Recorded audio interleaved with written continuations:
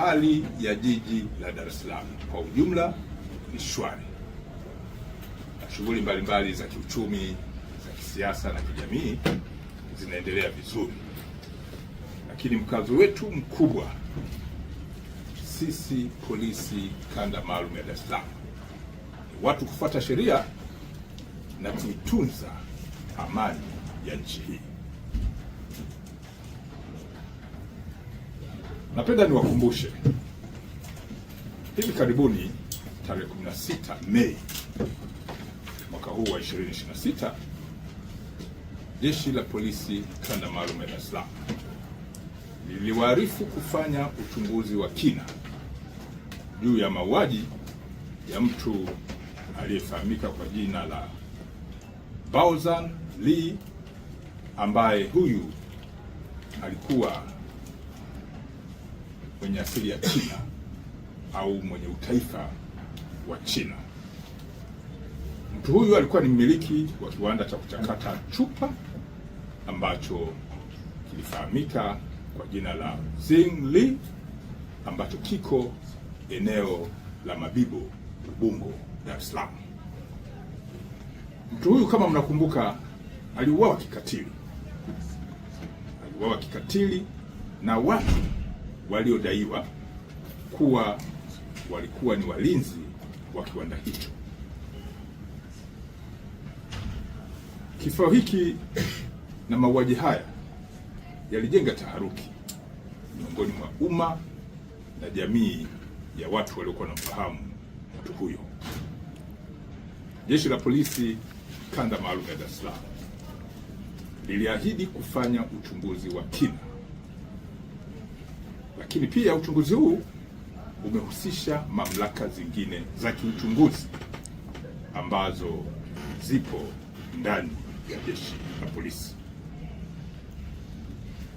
Ufuatiliaji umefanyika na Jeshi la Polisi limefanikiwa kuwakamata watuhumiwa 4 katika maeneo tofauti tofauti kuhusiana na tukio hili la mauaji.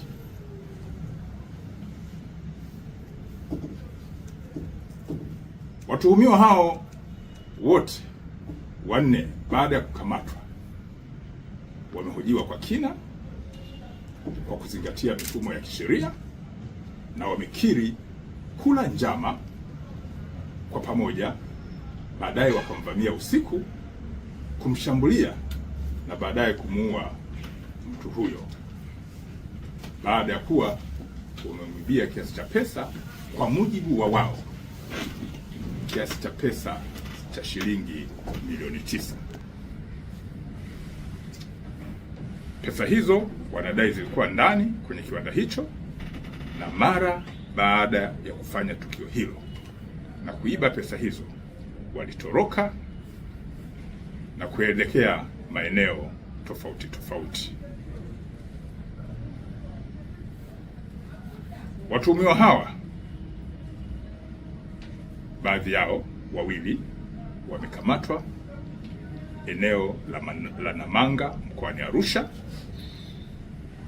na wengine 2 wamekamatwa eneo la Mabibo hapa jijini Dar es Salaam kwa siku tofauti tofauti.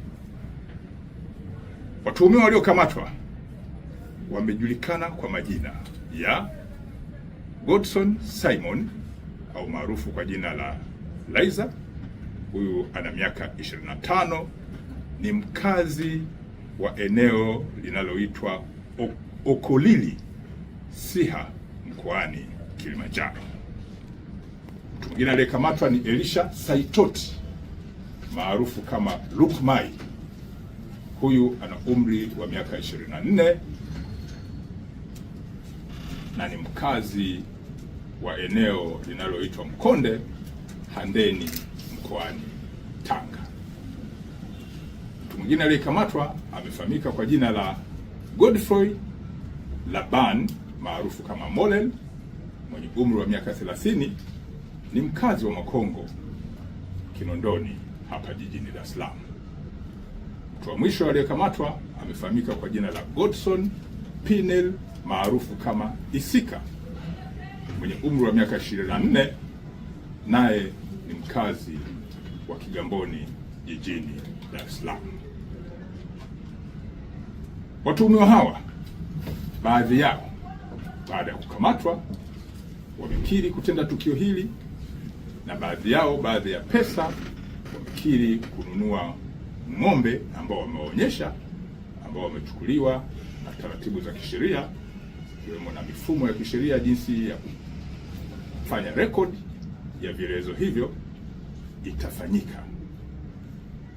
Baadhi yao pesa walizozipora wamedai kununua ng'ombe, na ng'ombe hao wamewaonyesha. Watuhumiwa wote hawa ambao wamekamatwa wataingia kwenye mifumo ya kisheria, ikiwa ni pamoja na kuishirikisha ofisi ya mashtaka ichambue hiki kilichochunguzwa, na baadaye wafikishwe mahakamani haraka iwezekanavyo.